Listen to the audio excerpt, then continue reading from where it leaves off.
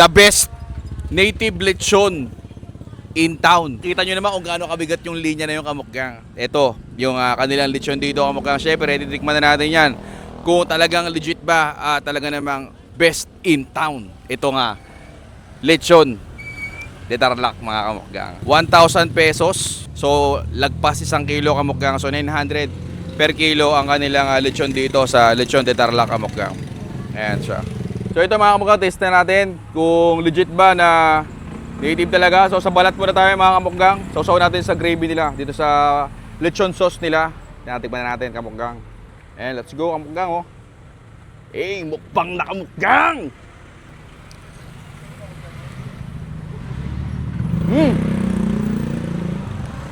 Sarap. Malutong yung balat Kamukgang, legit. Tapos, yung sauce nila Kamukgang tawo na oh. Ang gigigil na Kamukgang oh. Yung aking cameraman oh. Sarap nyo. Tignan natin yung laman Kamukgang. Itong part na nabili namin is Kasim. Kasim siya. Ito yung laman Kamukgang. Tignan natin. Pakita mo rito yung sauce. Tignan mo. Sauce mo. Ayan o Kamukgang. Go Kamukgang o. Mukbang na Kamukgang. Another one. Laman Kamukgang.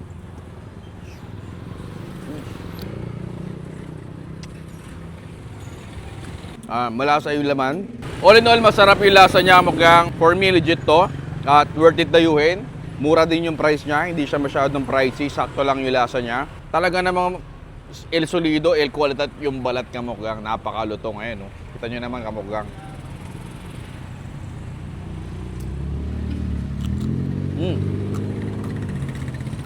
Tap. Kaya nyo dito Kamukgang. Kabaan ng Fair Lane.